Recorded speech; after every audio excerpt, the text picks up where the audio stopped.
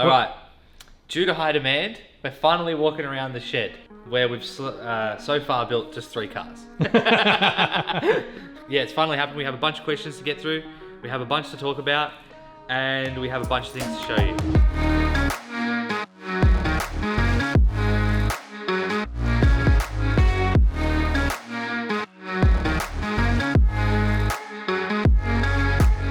The shed was built by a company in Hoppers Crossing called Elite Sheds. I basically designed the shed as a fully custom built shed. It was built in 2 stages. The original stage, which is this, the main area, this was built all by Elite Sheds.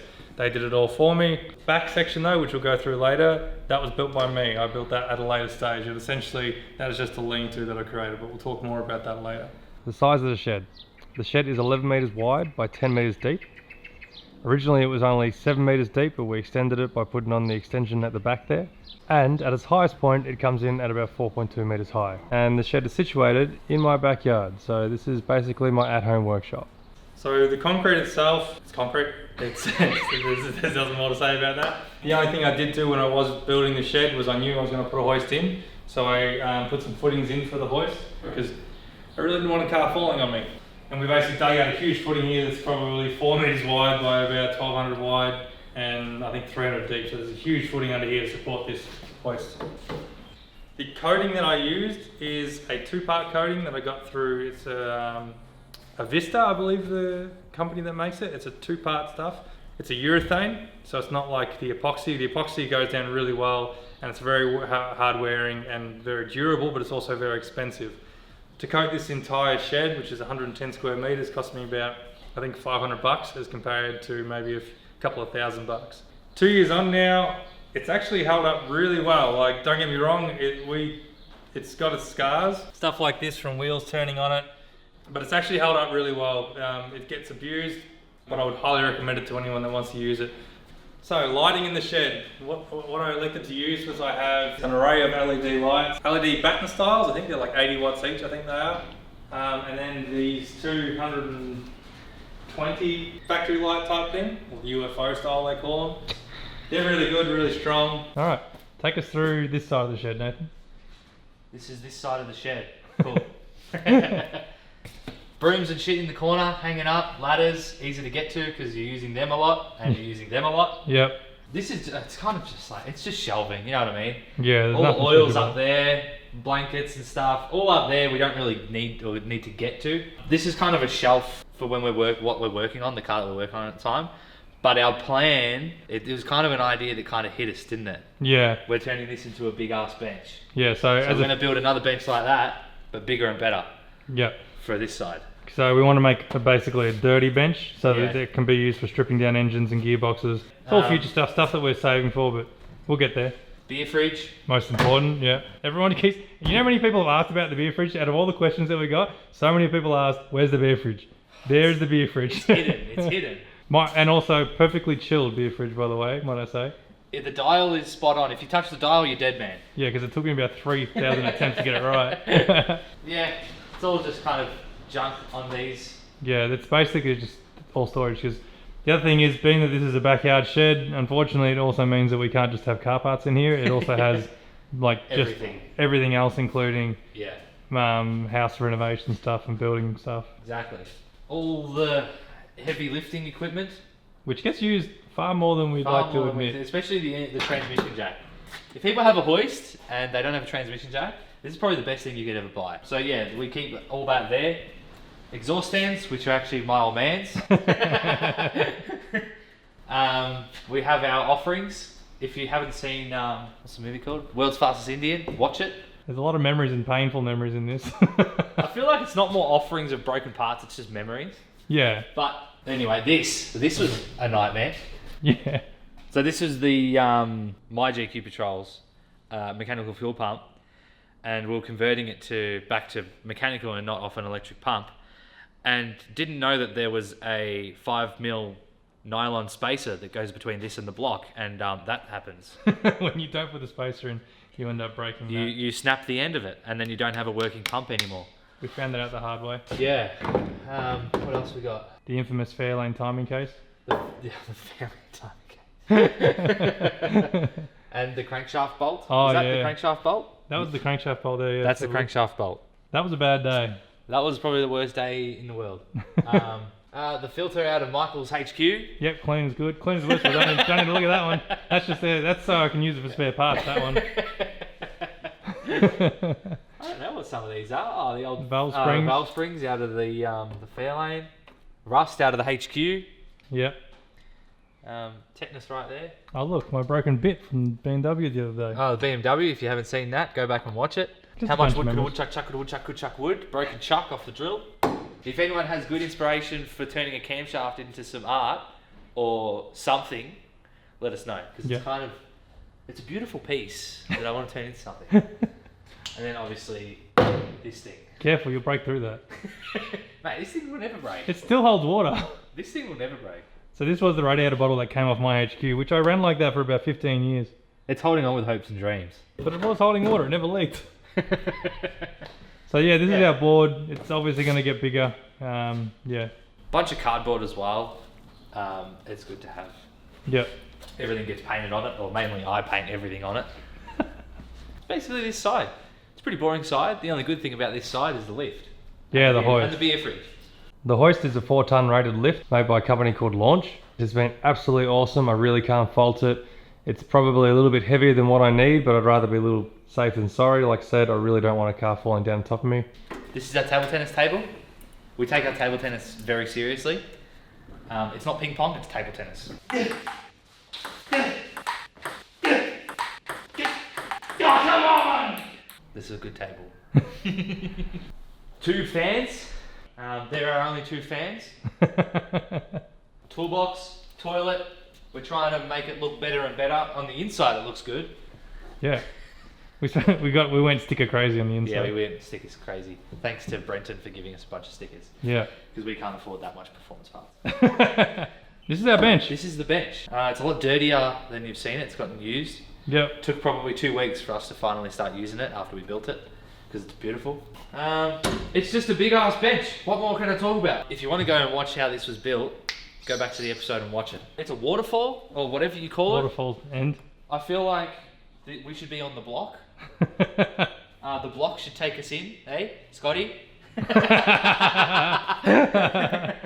look at that. Look at that countertop. Yeah, that came out really well, didn't it? That's design. Get the 3 judges in. Look at that. Look at that. Huh? Oh yeah, hang on. Let's talk about our shelf. That's called recycling. The block people would love that. Recycling. Yeah, old King's parts. Yeah, we snapped that, so we turned it into that. Books, because we don't know what we're doing. We need a book. There's so many Haynes manuals that we've... Probably the only time we've ever read a book. Yeah. There's lots of pictures, that's why. Whiteboard, to not look at it.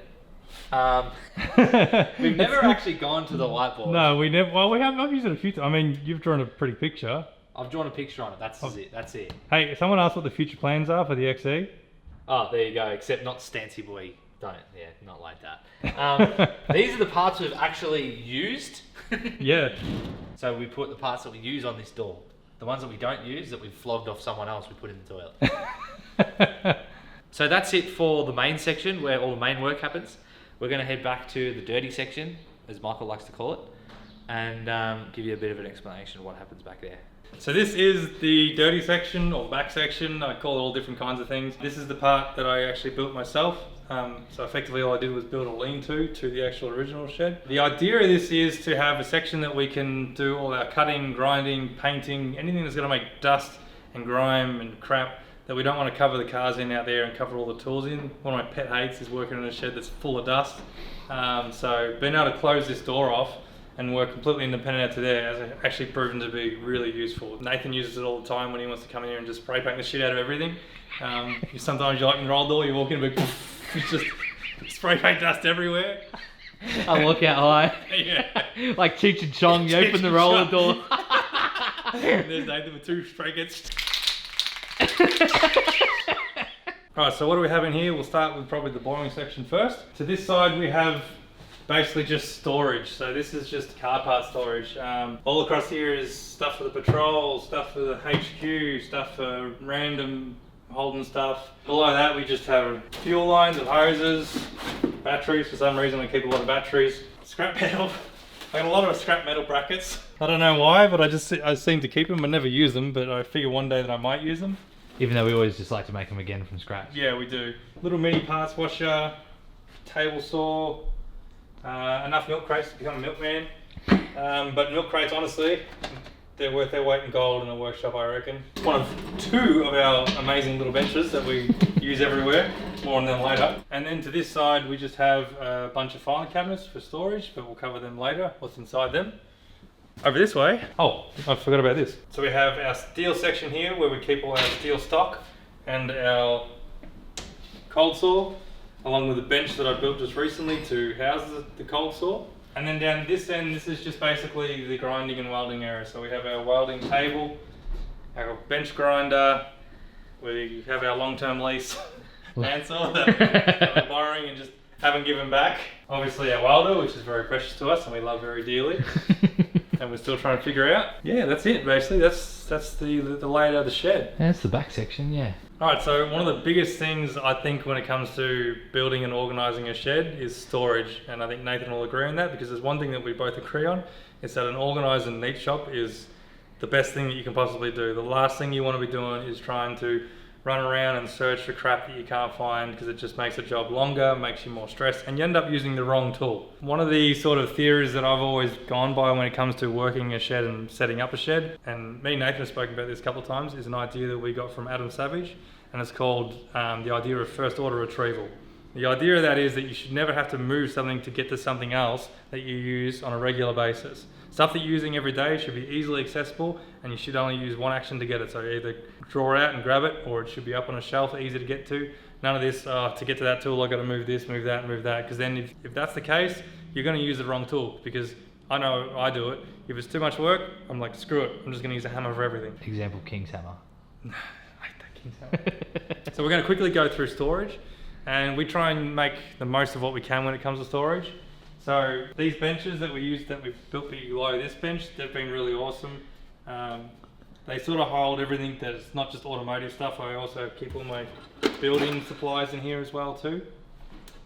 But the advantage of these tools, for these drawers, is I can roll these out and bring them to the job. But also,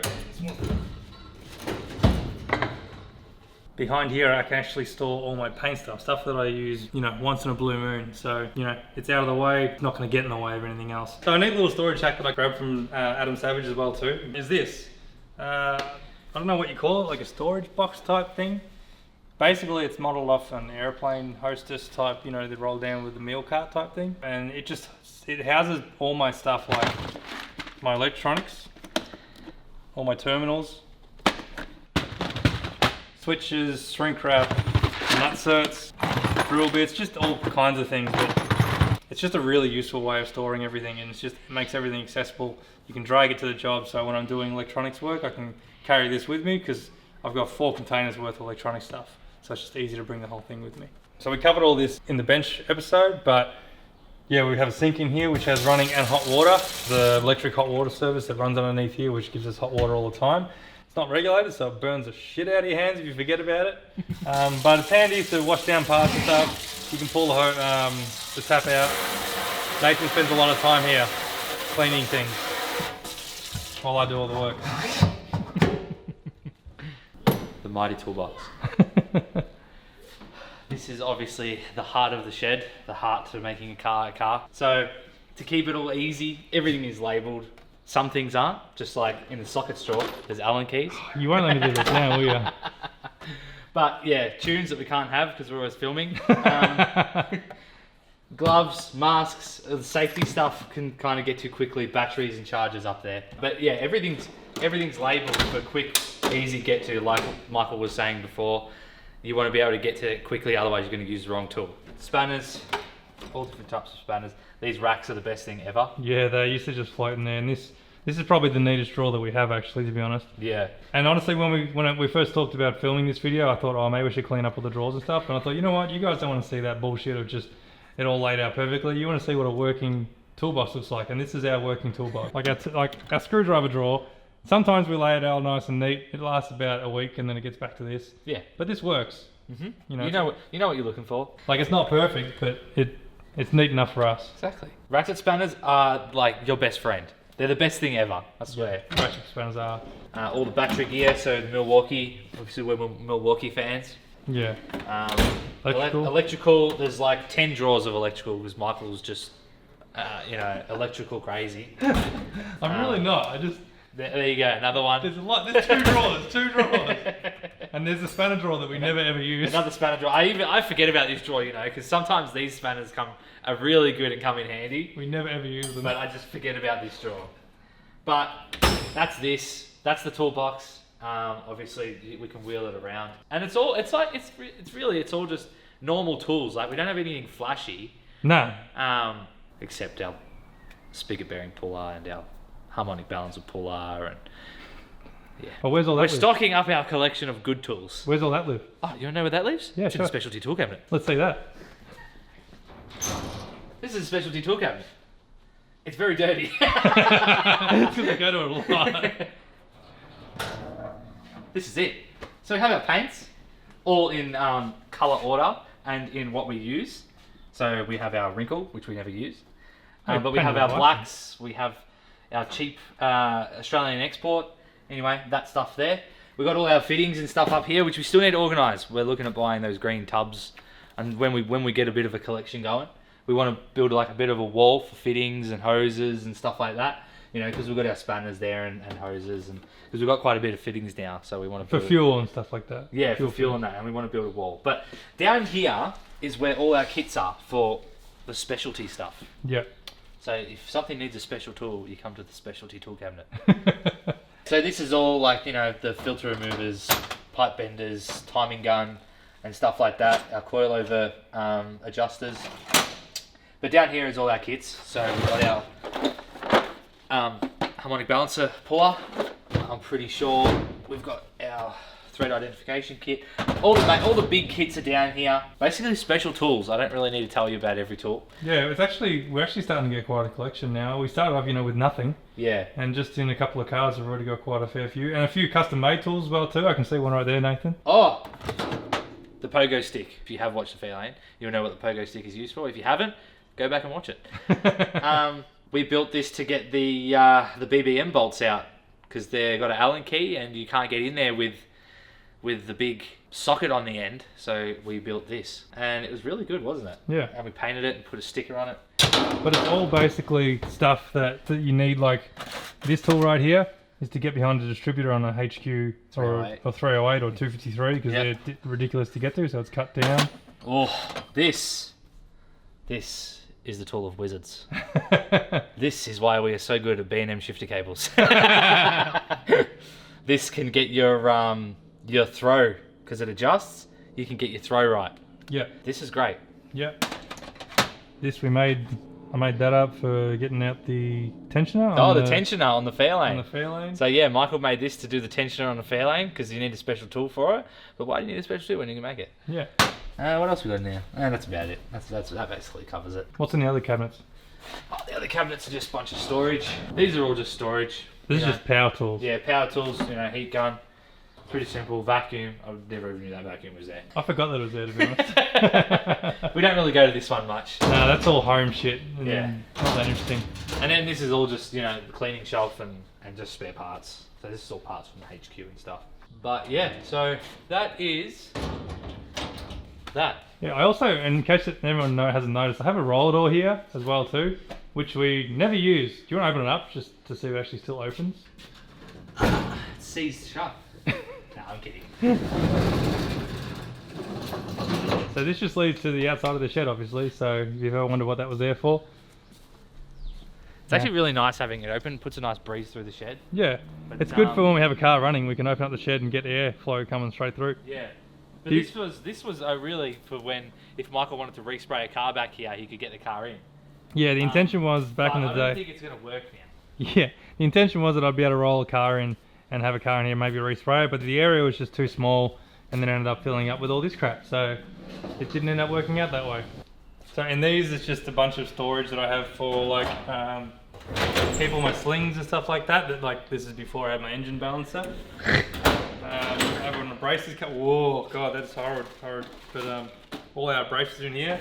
And this drawer, I keep all my sandpaper And I keep my sandpaper a little bit different to other people. Because I had a filing cabinet, I figured why not put it into like filing type style. So I keep all my sandpaper organized like that. Works really well. It means that it doesn't curl, and you know how sandpaper does all that weird curly thing. What else was? Oh, that. So people might have wondered what this is doing up here. This is here so I can lift my rooftop tent off my 4-wheel drive. That's kind of really high. Maybe go back there. Never use this though. Basically, the reason why I had this was because I needed an easy way to get my rooftop tent off my 4-wheel drive. So they're actually super cheap. I think it was like a couple $100, and it works really well actually. So steel storage. I made this steel rack up a little while ago now because previous to that I had all the steel just sitting on the floor. It's been awesome. It's been great to have everything up there. I try and keep things as organised as we can. So we have our biggest steel up there, our right angle here, our box tube sits here, and our aluminium usually sits here.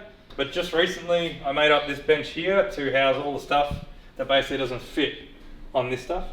So all our little bits. We're a little bit of hoarders when it comes to keeping scraps because you never know when you're going to need it. So we keep everything pretty much. So it's just a neat way of storing it. While I'm here, I might as well talk about the cold cut saw. So the cold cut saw was something that I bought a little while ago.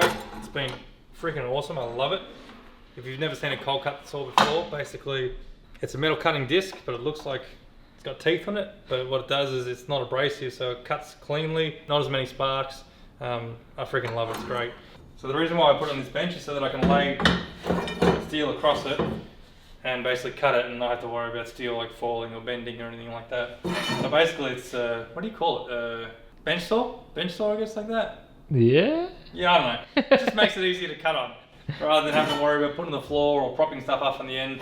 Everything's nice and level and you can slide across and you don't have to worry about your excess falling off or anything. So that works really well. It's been really good so far. The bandsaw? Yeah, so the bandsaw is kind of a weird thing. It sort of ended up here. A friend of ours gave it to me to store up here basically and said, hey, you can get it working, go ahead and use it. It's kind of useful. Is it? Kind of. I don't know, it's a big behemoth of a thing. We don't use it all too often. It's good for cutting up little bits of timber and stuff like that. It does have a metal blade on it, but for some reason it seems to struggle cutting metal. Don't know why, but anyway, that's that. So this is the welding cabinet. So in here is all our welding gear. Up here is all our PPE. Everything is labelled as always because I just like to label shit. Glasses, earplugs, masks, gloves, welding mask. All our drill bits and stuff are in here as well too. And I've got another set of measuring equipment out here too. So we have measuring equipment in the toolbox, and we also have a second set in here, only because we got sick of running from the toolbox to here to measure stuff constantly. So that just made it a lot easier. Basically, if you're picking up a drill bit, you should be picking up this as well too. That's the rule here. Great stuff. He hid the signing out sheet. Yeah. Our abrasive discs are all in here for our grinding. Drill lives here. Welding jacket and gloves. And that's that. This bench was a mate of mine gave it to me for nothing, so it's a bargain. It's actually worked really well considering, like it's only got what, maybe a 3mm top on it, so you know I wouldn't count it as being level, but for what we're using it for, it's been fine, honestly. One of the things that, you know, when you're trying to set up a workshop is you can't buy everything brand new and you can't buy the best of everything, so sometimes you got to make do with second hand, and this is done fine for what we're using it for. We run 2 grinders at all times, so we have one on a cutting disc and one on a flappy disc basically. That makes things a whole lot easier because you can just jump from one to the other without having changing discs. The welder. The welder is our baby. We love this thing. Previous to this we were using a little tiny welder and it was alright, but it was pretty beat up and pretty haggard. And then I sport myself, got this thing. It's freaking awesome. Like, we're not welders, but it makes us look good. We're going to ask about this a lot. It's a Unimig 250 and it's just a joy to use, so highly recommend that. Grinding wheel, we use that a fair bit as well too. This came out of my grandpa's shed. Don't know how old it is. It looks like it's out of the 50s, but she's solid and she works real well. So when it comes to air in the shed, we don't really have too much. We basically just have one outlet because we don't really use air that much anymore. It's not, I guess when air tools were a big thing, you probably would have used it more often, but we don't have a big demand for it. So basically we have this old compressor here, which is actually my dad's, and it's probably about 110 years old. But it actually works really well, to be honest. I cleaned it up, serviced it, sat in here, slowly leaks, but that's okay. And all that does is it runs, you can't see it, but it just runs this hose through the wall and then out the wall, up to this regulator here and then to this hose reel here. And that, honestly, actually having it has been really good because we didn't have air in here for a long time.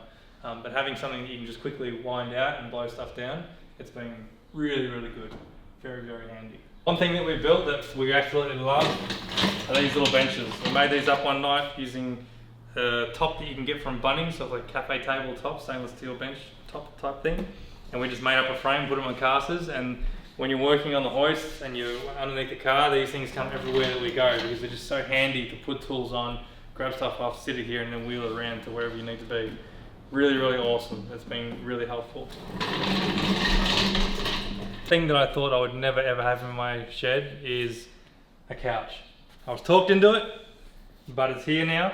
And honestly, it's been awesome to have. It does take up space, and space to me is like a very high value commodity, but it's on wheels just like everything else in the workshop, so that you can drag it out and put it wherever you want to go and get it out of the way if you need to. And it's actually, when shit's not working, we always just sitting on the couch and going, let's just breathe.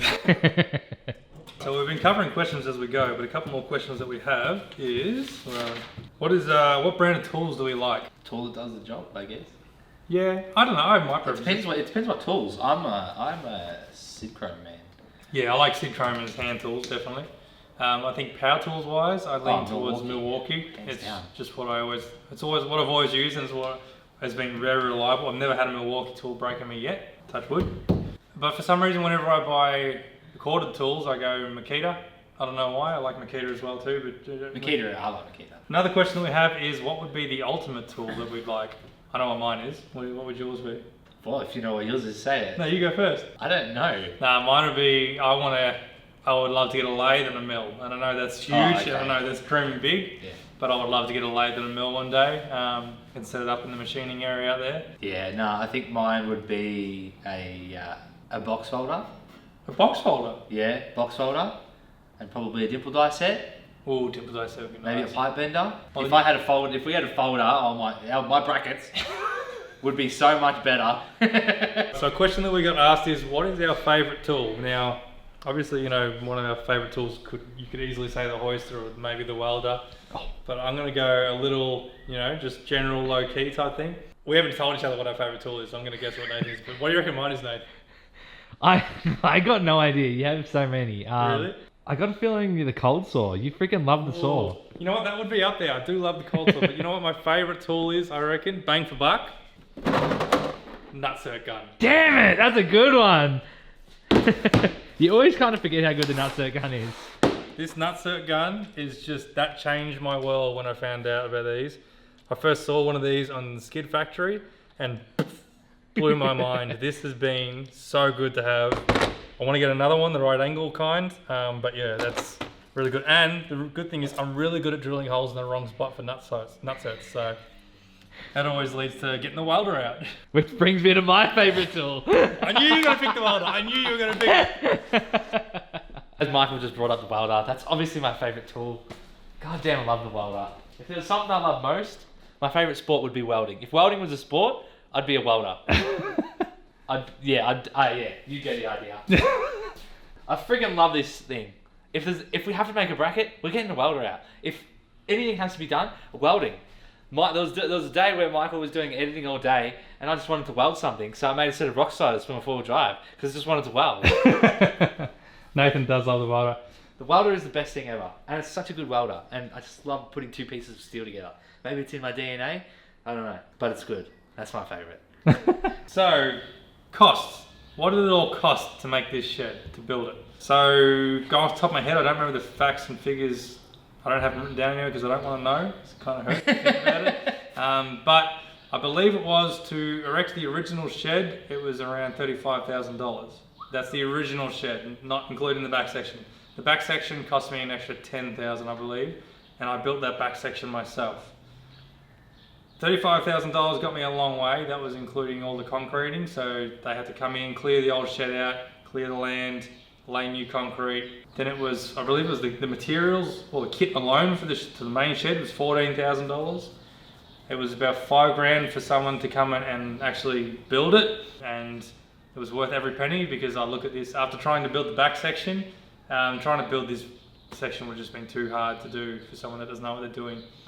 These guys know what they're doing. It was one bloke that did this whole shed all by himself. He had it done in 4 days. It was unbelievable. That back section took me nearly 4 weeks.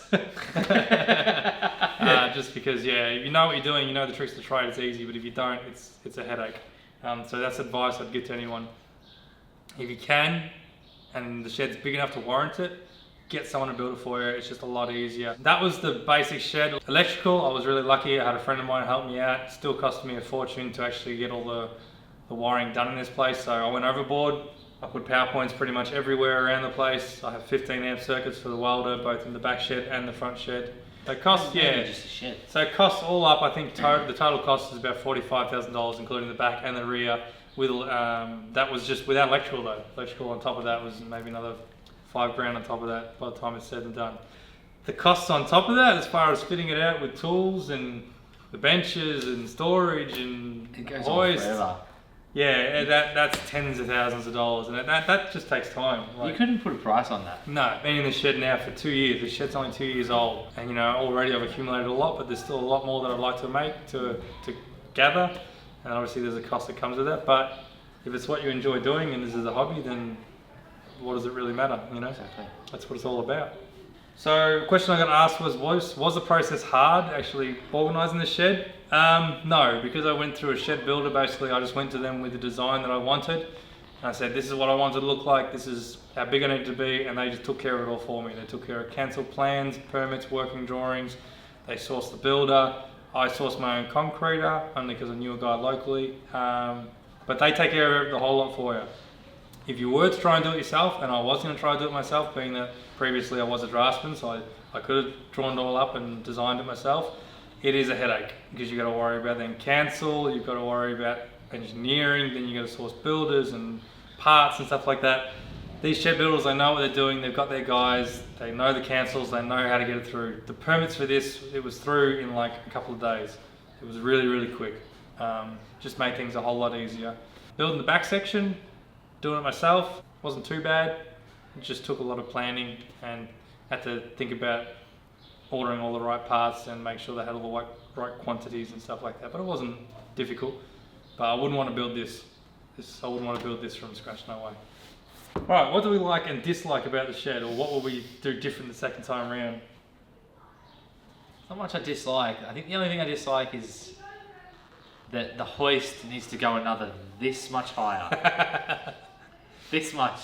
So the hoist is not a full height hoist because of the restrictions of the height that I could go with the shed. The hoist is 200 mil lower than a standard height hoist, and Nathan finds that out all the time. Oh, again. All the time.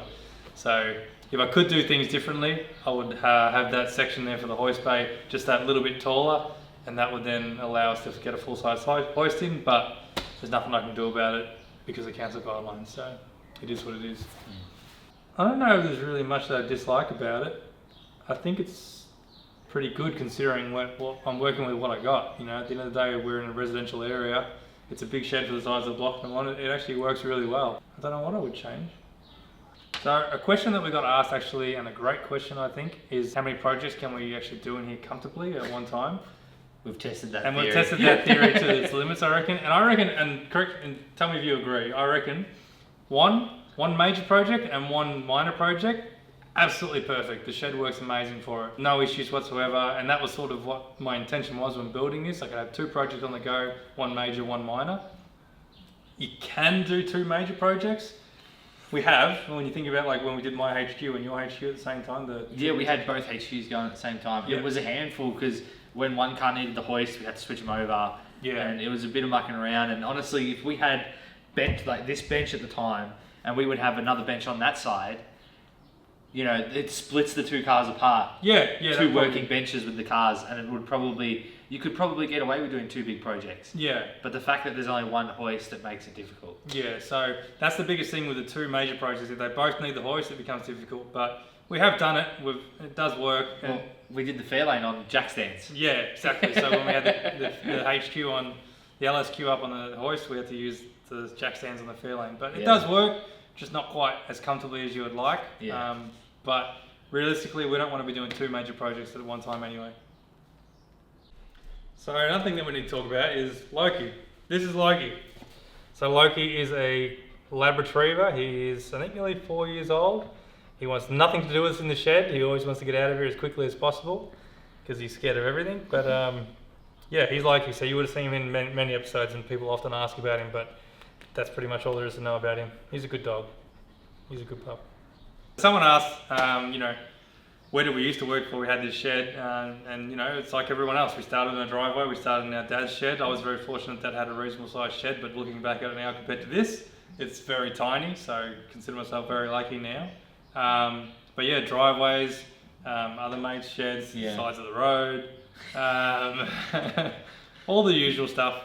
That's it. So I think that's about it, really. I think we've covered off all the questions. If we've missed any, we apologise. We will try and cover them in the comments, or if you've got any more questions, please comment and we'll answer them as best we can. Otherwise, we might have to do another video and do it. But a huge thanks to our supporters. We have a little bit of help thanks to our supporters, TR Performance and Raceworks, which helped out a lot with the Fairlane build. TR Performance, they've been sourcing not just Ford parts for us. He's been sourcing us everything. He's got parts from Michael's Q. We've got a lot of all our Raceworks fittings through TR Performance. Really can't thank them enough. They're probably the biggest help ever. Yeah, they came on really early in the piece, and the reason why they came on is because we'd been using them for years before we even started the YouTube channel. Yeah, well, when I built my Fairlane at home, before we started building it on here, or rebuilt it, I bought everything through there anyways. Yeah, and they were very generous enough. They sort of jumped on and watched our videos, and they've been a supporter ever since. And Jason and Kathleen, thank you greatly. Like, honestly, we wouldn't be here if it wasn't for you guys. You guys are the ones that really sort of helped us out and started plugging us and sort of just being general supporters to the channel. Jamie at Raceworks, thank you so much for jumping on board when it came to the Fairlane and helping us out with the Raceworks fittings and stuff like that. That's been, we couldn't have done it without that, let's be honest. And also to Castlemaine Rod Shop, thank you very much too for jumping on board and helping us out with the LSQ. They were great supporters through the build of the LSQ and continuing to be. Basically built Castlemaine Rod Shop. Yeah, they helped us out heaps with a bunch of info and stuff like that. So, and you guys, like without you guys watching, we wouldn't be doing this. I mean, we'd just be doing this. We'd be doing it anyway, maybe not to this level. Yeah, but not to this level. We wouldn't be filming it. We wouldn't be putting it on YouTube. So, thank you for watching. We are incredibly humbled and grateful for the fact that you guys tune in each week, and the positive feedback that we get from you guys is always appreciated. It's been crazy. Hopefully just going to get bigger and bigger. Yeah. And we build a nice little community. If you don't already know, we have a kebab meet coming up this Sunday. Sunday 20th of December. Sunday 20th of December. Get down there if you can. There's going to be a bunch of cars. It's at Kebab Box in Campbellfield, just on Sydney Road, just off the freeway. You can't miss it. If not, Google it. Everyone has a smartphone. Yeah. We always have more car content coming. So if you like what you see, or you like some of the previous videos, like, subscribe, and if you want to help support the channel, head over to the website and purchase some stickers and stuff.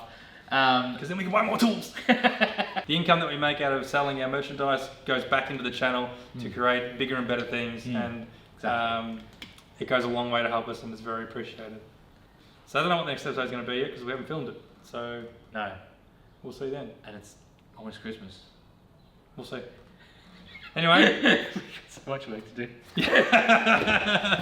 See you in the next one. I would have thought that your favourite tool would have been the parts washer.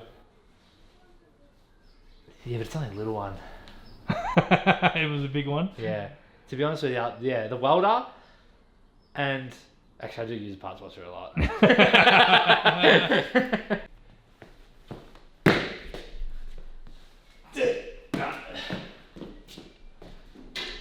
need a stick. I need a hoist to get up to your hoist.